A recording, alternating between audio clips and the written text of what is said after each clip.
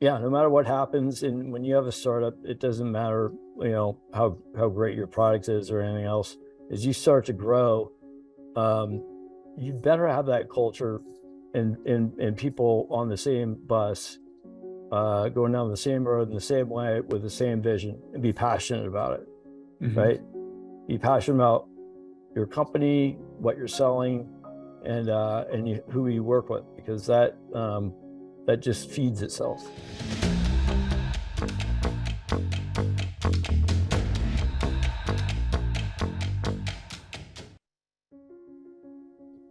Welcome to the Break Free podcast. I am your host, David Mancella.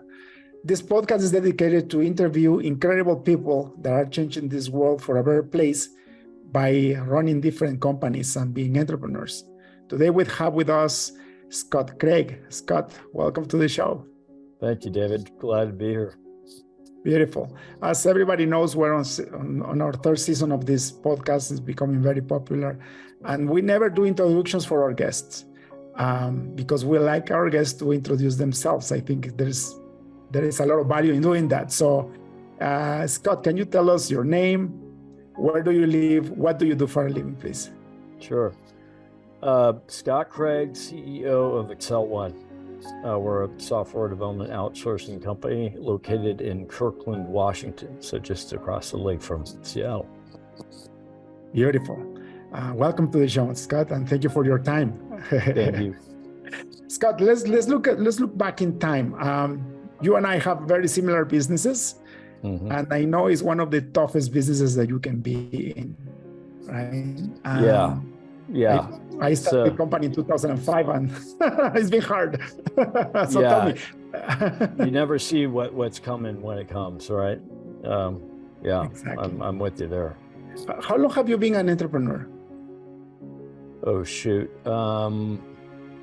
Since 1990, probably 7 or 8. 1998. Wow. Yeah. So you started when you were 12 years old?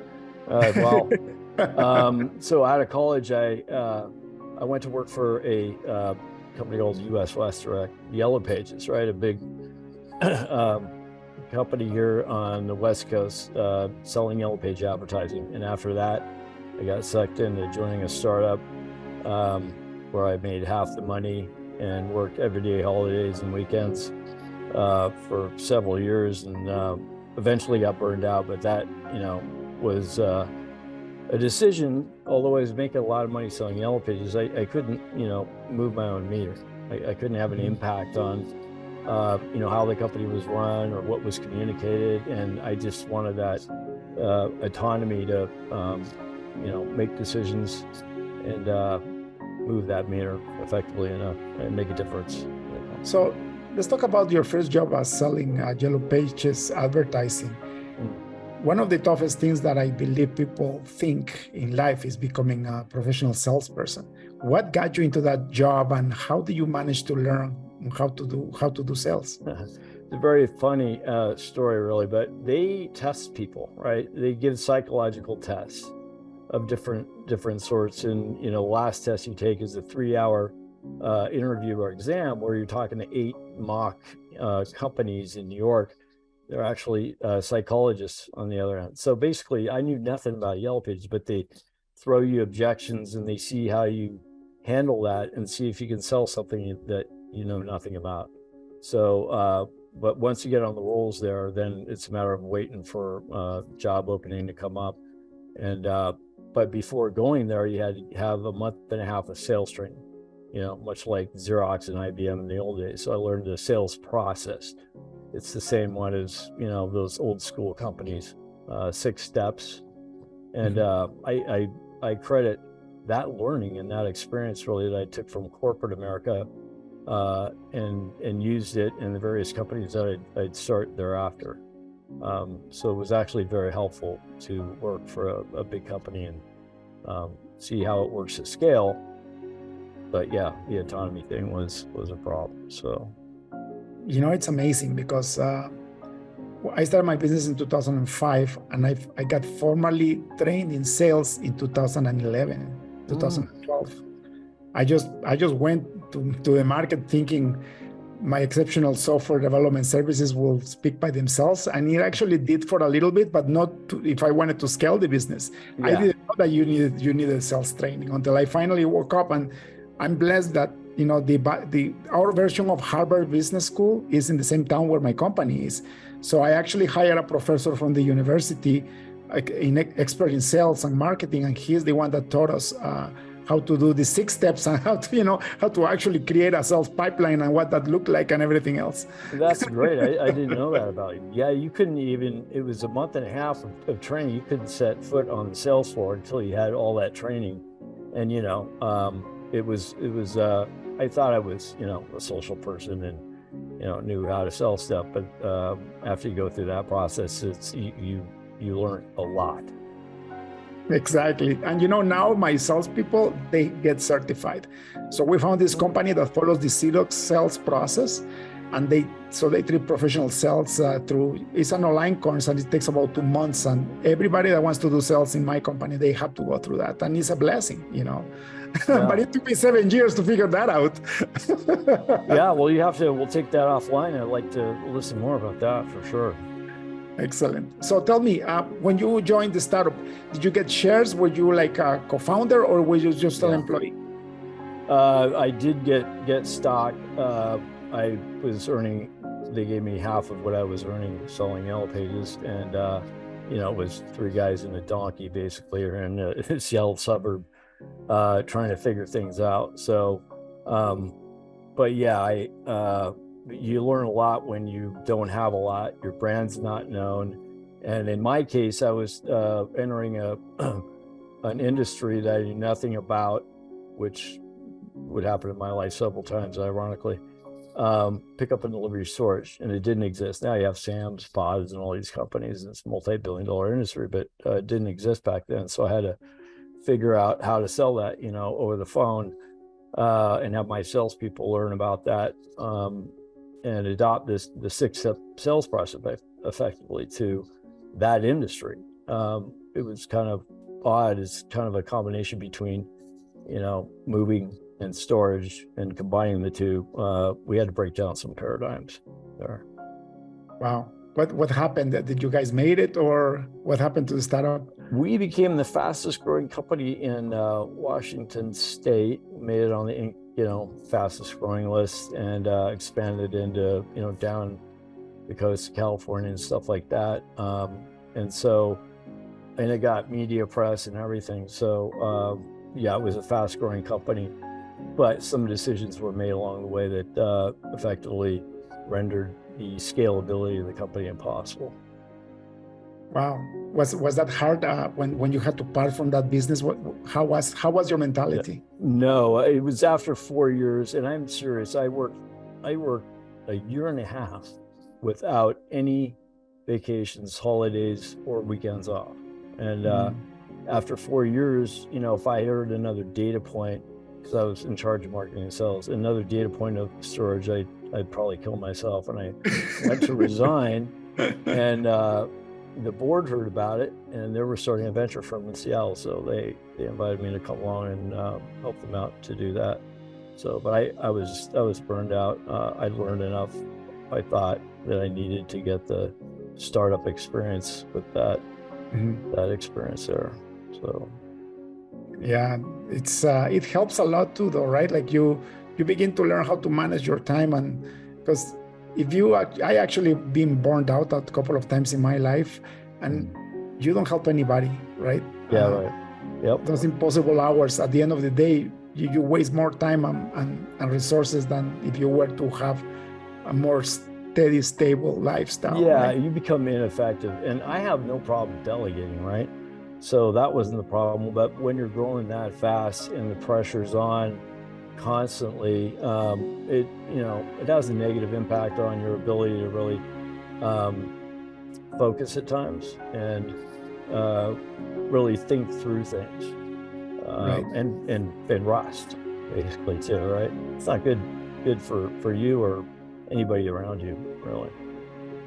So you took the job opportunity in Seattle. So did you actually move states too? Do you actually move to Seattle? No, I'm from here. I was born and raised in Bellevue, Washington, just down the street, kind of actually across the street from Microsoft. If anybody knows Bell Red Road, I literally lived right across the street from Microsoft and saw that whole evolution. And those Microsoft buildings crushed my off-road motorcycle career, which my dad worked for IBM, and he said it wouldn't be a problem because his company was going to crush Microsoft. And then one building went up and two buildings went up, and now they have most of that corridor owned, and it's huge. But yeah, I'm a kind of local guy here, but I did open up the offices for door-to-door storage in the Bay Area, LA, Orange County, and San Diego too. So that was my first kind of road trip experience, opening up locations and having to train sales people and operations people and all that kind of stuff. But it was fun while I was doing it. Did you take the role there also as sales and marketing leader, or you were doing also administration? So when you start a company, you'll find that the divisions of labor, right, are not very small. They're wide. You got to do everything. I wrote the employee handbook, for example. I have I'm not well versed in HR or anything else, but yeah, you got to fit into a lot of different roles in the company. And as you get bigger, obviously those roles become more defined and narrow.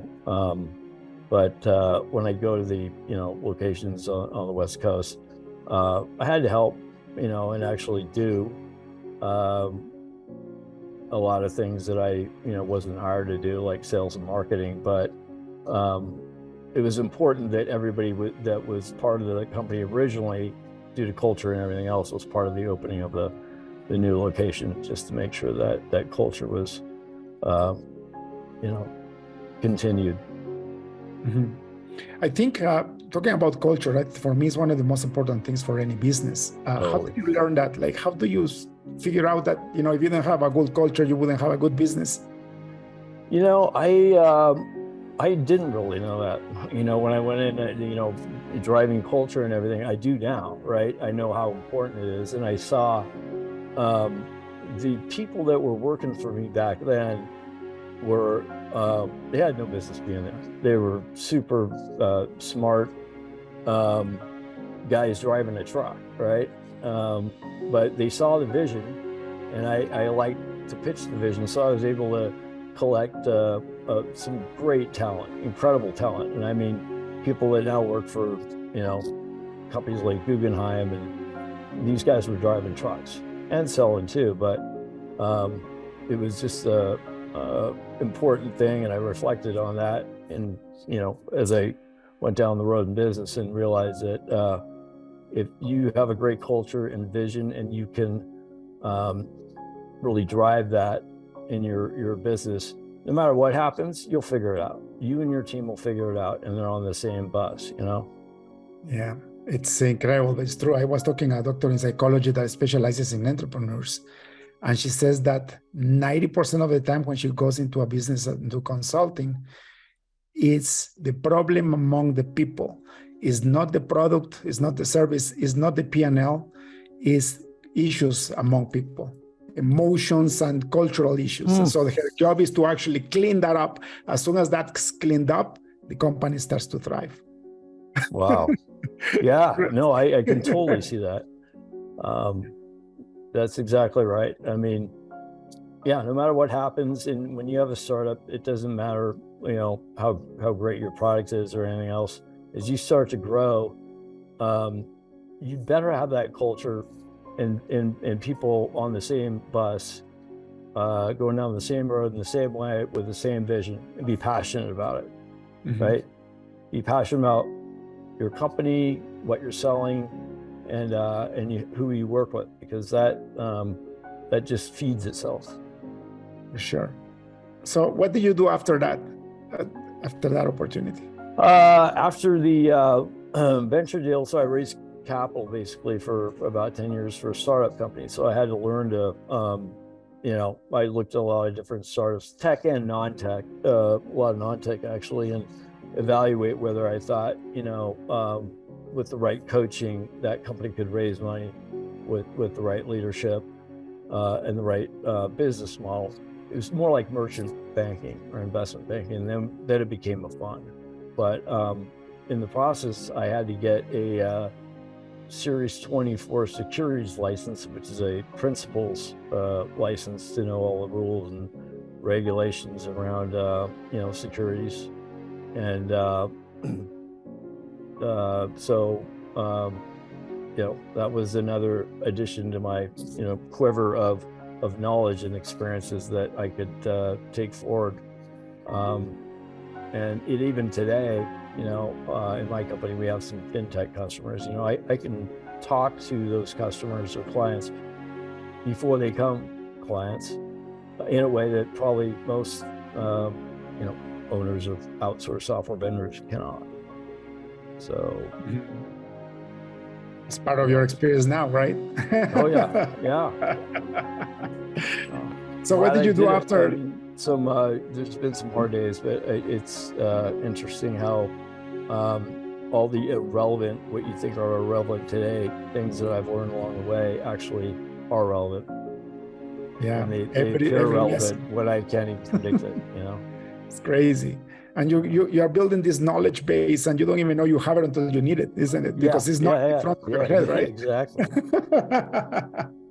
What did you do after that? After the venture fund? After that, then I got in a private equity,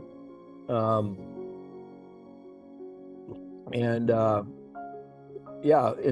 primary asset was MRI and CT scanning centers, independent centers around California primarily. So learned a lot about HIPAA and all the things around healthcare, and now I understand why healthcare in many respects is all screwed up and limited. And after that, I basically did consulting for various companies, both in the Bay Area and here, and then got into the outsourced software development business 16 years ago with another company. And my partner there, he was a friend of my, or an older brother of my friend, and he came to me and said, "Hey, I want to start an outsourced software development company. Never started something before, come and join me." And I rolled my eyes, basically. Just like that? Yeah.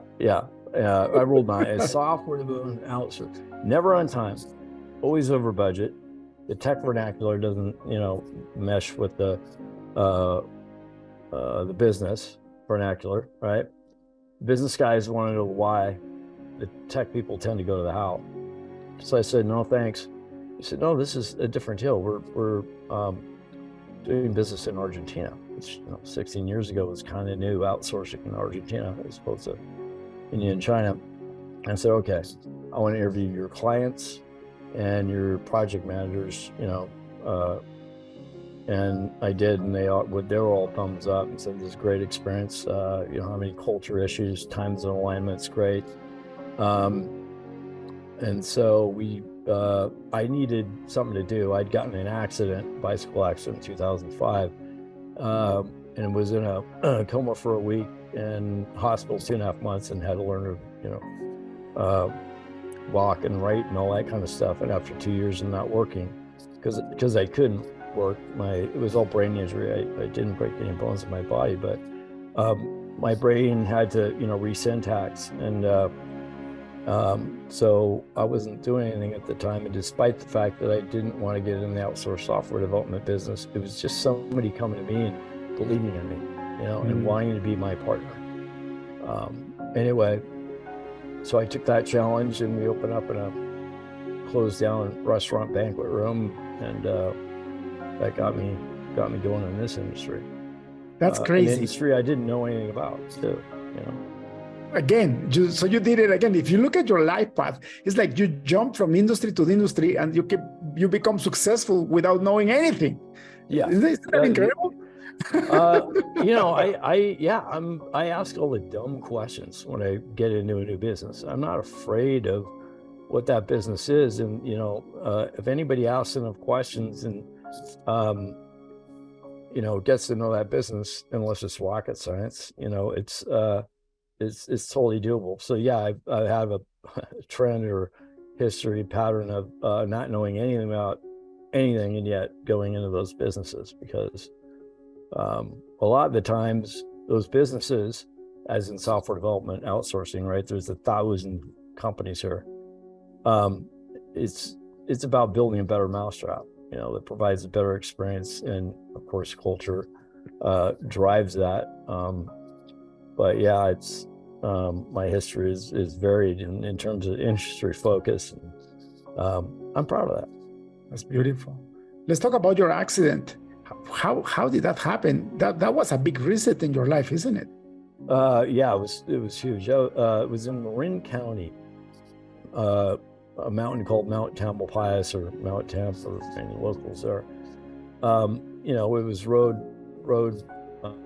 biking, and we got up Mount Tamalpais, and the last thing I remember is high-fiving my buddies that we were going down or biking with, and I led the guys down that mountain. I'd never ridden it before though, and at the very bottom there's a hairpin turn, and I don't remember anything obviously, but went around that hairpin turn, and there was apparently gravel in the road, corrected in the gravel, and ended up 40 miles an hour going into a road barrier.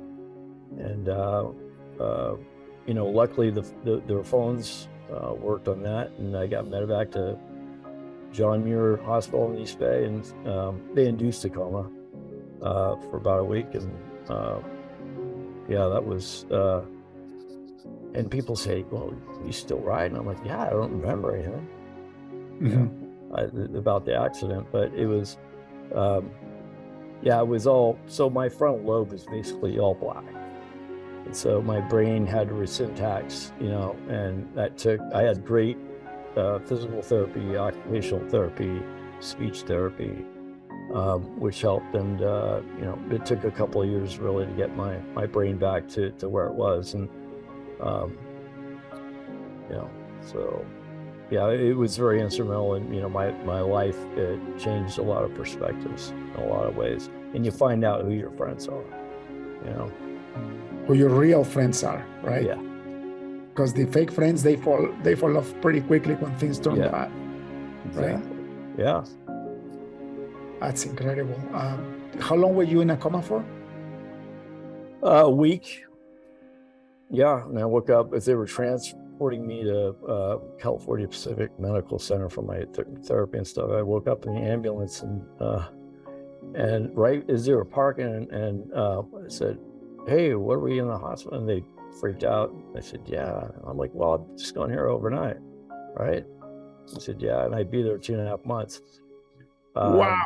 Yeah, but I didn't have any. I had all long-term memory, but no short-term memory. So what I had for lunch or anything 30 seconds, before, I didn't. When I woke up out of the coma, I couldn't remember. So, yeah, it was weird, but it was weird for other people, not so much me. It's crazy. I truly believe that when things like this happen, they happen for you, and they make you a better person at the end. In the middle of the storm, it's horrible and you think you're going to die. But then after you wake up from that, like, who can say that they are a successful entrepreneur after being in rehab for 2 years and almost losing your life and your conscience? You know what? And that was a big deal. And the reason that I joined the Brain Injury Alliance here in Washington, which was bankrupt at the time, now they're probably the most successful, organization of its kind in the country. But all I wanted was to talk to someone who'd been there, right, and been successful, despite the fact that they too were incapacitated for a long period of time and have these injuries. When I had a brain injury, I wasn't capable, your body, your brain isn't capable of really realizing how screwed up you are, right? It's weird, but after your brain repairs itself and you realize how screwed up you are, then that's where it becomes really apparent. And that's when I reached out, and they understood what I was going through. And it's hard to communicate what's happening in your brain, right? It's not like you have your arm lopped off. People know what you need, right? And the help that they want to give you. But with your brain, it's a different deal. But yeah, luckily I got through that and started a couple successful businesses since then. So it's fantastic. And you just jump right back in life, and the opportunity that presented to you, like this other person, he already had this software consulting firm running, or you helped? He was working for a competitor, what would be a competitor, and he didn't particularly get along with his boss, and neither did the subcontractor in Argentina that we were using, or they were using at the time. So he wanted to break out on his own, and I put the word out there to my friend, whose brothers he was, and others. It's like, I need to find some company to start or something. And he came out of the blue 2 weeks later after I made that request to my friend.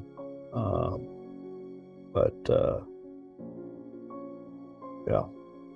That's amazing. How long did it take you to break even when you started the business? To break even? Well, we started the company with $6,000 respectively, because we had to get a website up there.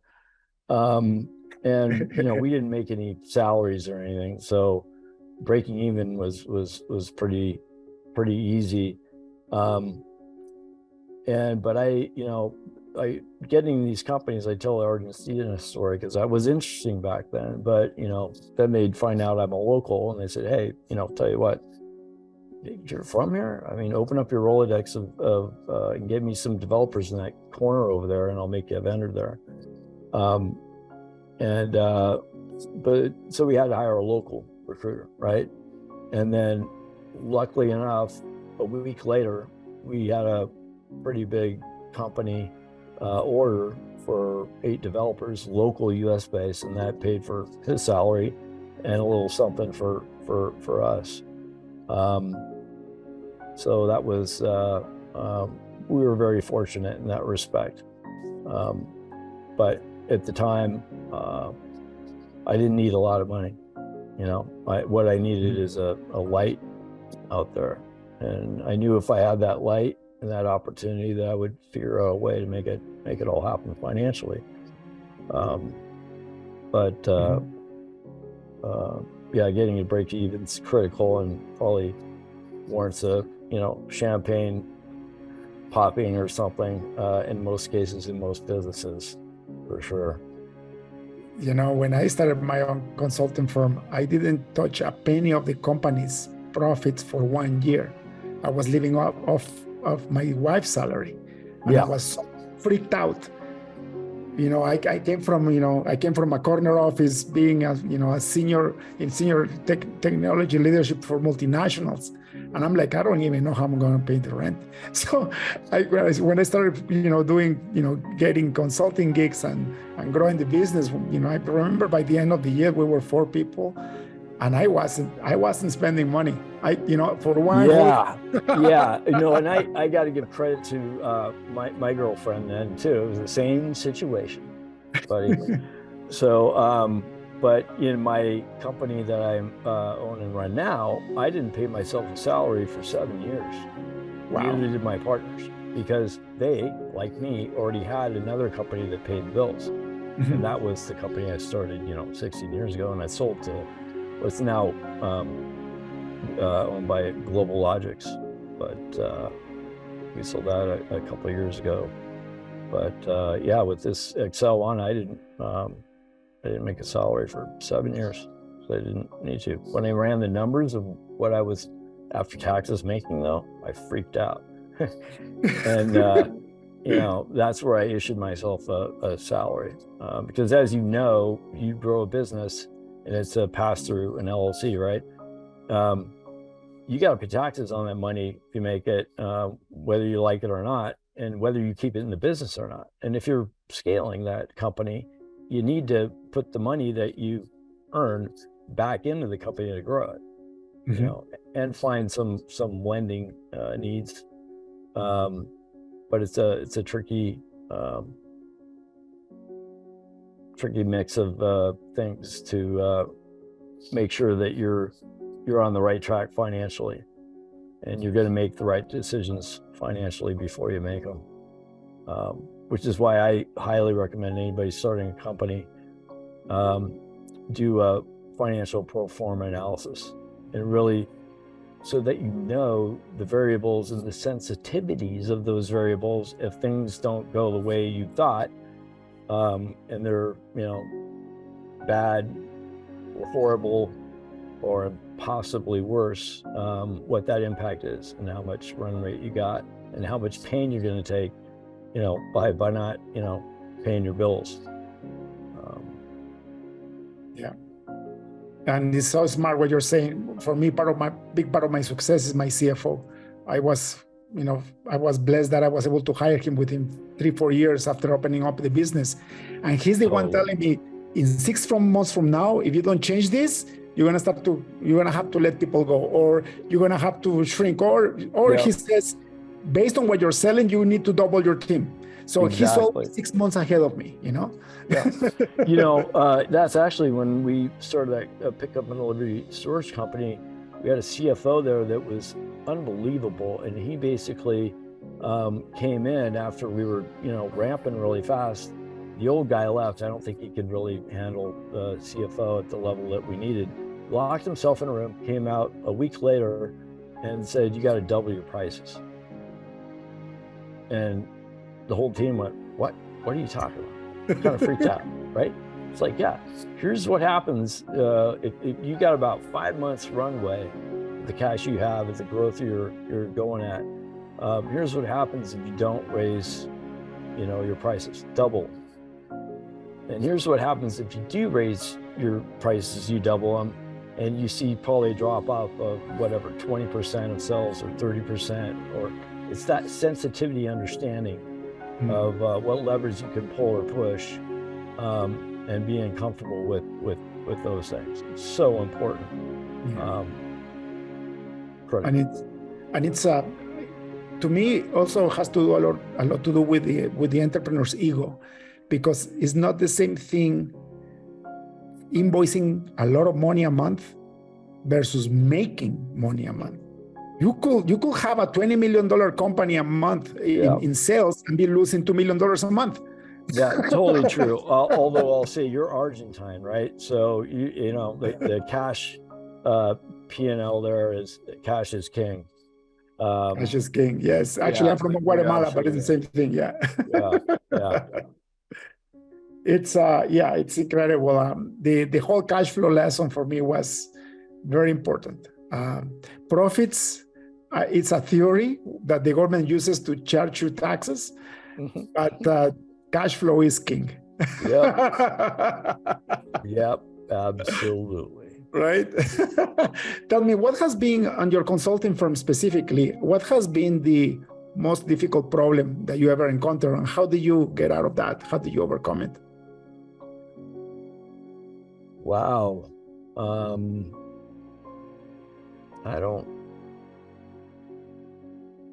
Well, are you talking about like a client engineering challenge, or are you talking about the business? And I mean, sometimes, you know, you go to hire people that are senior, right? And you've got to pay them more money, right?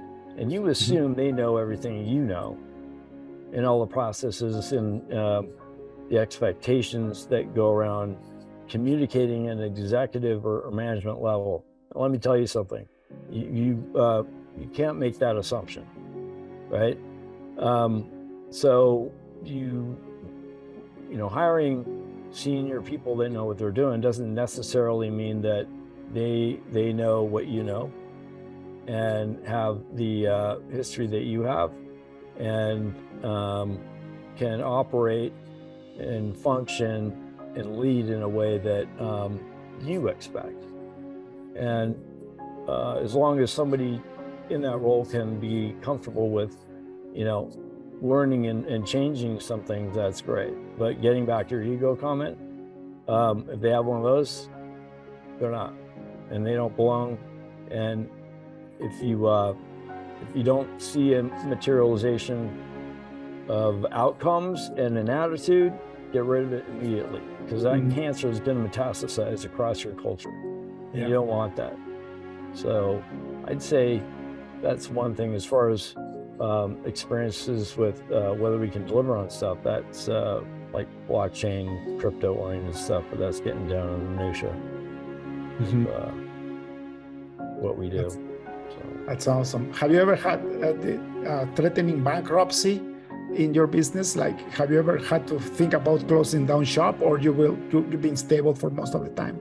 No, no, I've never had a problem with that ever. You know, after my accident though, I ran out of money. I lost money and had to sell a few of my guitars and stuff. I was living on my brother's couch at age, 35 or something.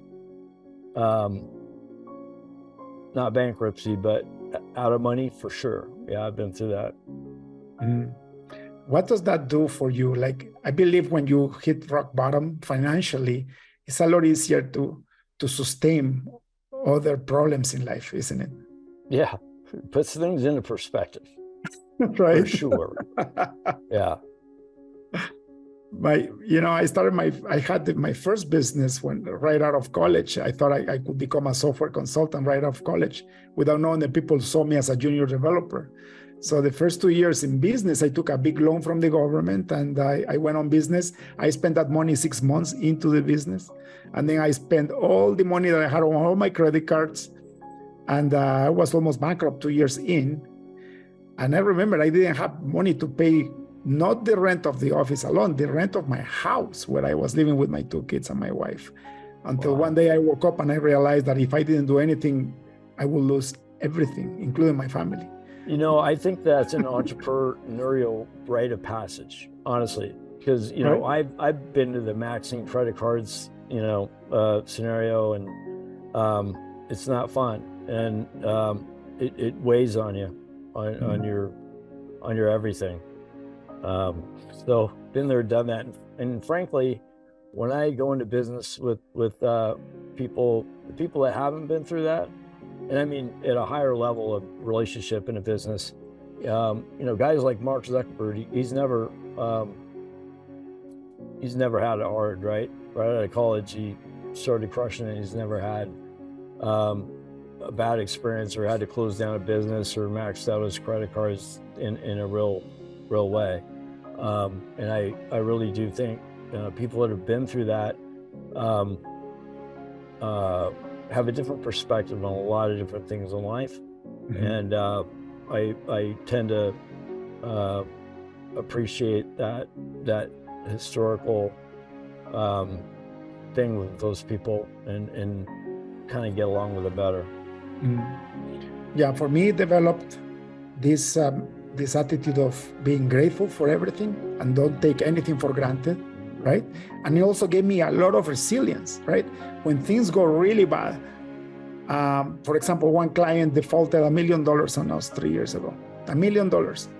Just in taxes alone, I owed like $300,000 and they couldn't pay. If I wouldn't have gone through that first experience in the 90s, I would have just closed down the shop. But we went through it. We went through it. We actually replaced the income. We got better, and now they're paying back. It's incredible. But it's that resilience that comes from overcoming huge obstacles in your life. No, right? You're right. And the grateful comment is spot on. And I think if that rite of passage process really builds character, and it lets you put in things into perspective. And it doesn't, my failures in life from a business standpoint don't define me. I'm not afraid of that because I've been there, and I can get out of it. I'm resilient, and I'm a survivor. So yeah, it's amazing. Yeah. And that's also for the audience. You want to go on your own business, be ready for war, because that's what it looks like. You become a soldier and you need to survive until you thrive. It's not roses and Yeah, Free time, right? Yeah, no, and with things like getting married, that's why I didn't get married for a long, long time, because I knew I liked being an entrepreneur, and I know what that would do to somebody else who's close to you, and having kids. I mean, double that, triple that, quadruple that. That that feeling of risk kind of changes in that respect. It's not all about you and what you can handle. It's about what other people can handle, and that is the responsibility load is really, really hard. And so yeah, anybody going into building a business, you got to recognize what that is going to do to the people that are around you. And they better be behind you. They better understand what it takes and give you the nod on that. It's so important. Yeah. It also, my business that helped me develop my faith, like the more I realized, the more I thought I was in control, I wasn't. And when I let go of control, things started happening for me. It's like when you said that, you got this company that required 8 senior developers from you. And with that gig, you were able to start paying the recruiter. And it's like, these things align. Like, I remember I was almost back in 2013, right? And then a client landed in January 2014 that did allow me to finish my payroll and gave me 3 months of leeway.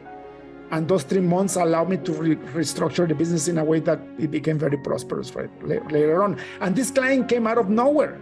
The guy was looking for me on LinkedIn. Like, I did nothing to get it. Yeah, isn't that, yeah. It's really, and the recruiter that I got, I stole him from Robert Half, a big publicly traded guy, their lead technical recruiter. And he was leaving, I learned through a VP there, because he wanted to travel in a band, go out and travel with a band. So when I called my friend and said, hey, I need a part-time great recruiter that'll work for $50 an hour, she laughed at me. But she also said, I think you're the luckiest guy on the planet, because this guy is going out to tour in a band, and you play guitar, right? And you're in a band too, so maybe there's something there. And sure enough, after talking to that guy and making my puny offer, he said yes. And later he became a full-time employee, but because his band touring didn't go the right direction. But working part-time as a technical recruiter, senior one, making that kind of money, on the side, where would anybody find that? Yeah, exactly. Serendipity. They just landed on you, right? Yes. That's what I call fate. I don't believe in coincidences. It's just fate, brother. Serendipity. Just the fact that you could have died on that car, on that bike accident. You could have lost your life, and somehow you're still here. Yeah. No, I should be dead. Probably more times, jumping off cliffs in the water that I had no idea what was under the water, or riding motorcycles without a shirt on, or stupid stuff that boys do. But it's fun at the time, just not made on. Scott, thank you so much for your time and your wisdom. I really admire your career and where you're going in life. Thank you for sharing that with the audience. The whole purpose of this podcast is to acknowledge you as a leader, and also to shed some light to people that are struggling maybe in their business, or maybe are thinking about opening up their business and they know what it takes to do that. So I really appreciate your time. We're going to close this podcast with one last question.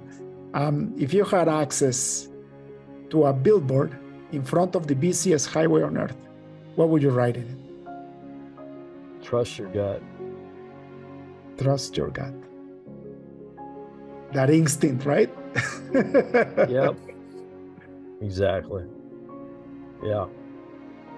Trust, that means trusting yourself, your instincts, and your directions.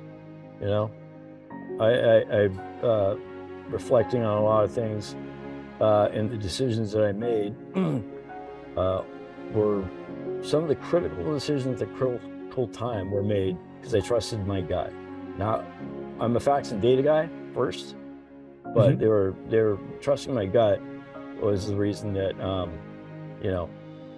I can attribute some success to my business. Beautiful. Thanks so much for that, Scott. If people like to find you, would like to hire your consulting firm for running their software projects, where can they find you?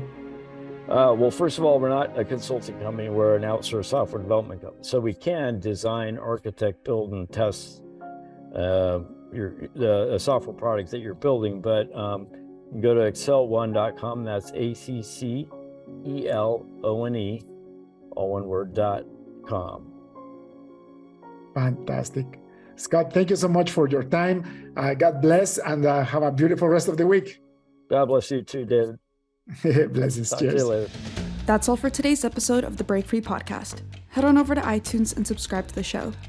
Starting your own business can be tough, but it doesn't have to be. Visit davidmansilla.com to pick up a copy of the #1 international best-selling book, Breaking Out of Corporate Jail. Expand what you consider to be possible and reach your full potential. And join us on the next episode.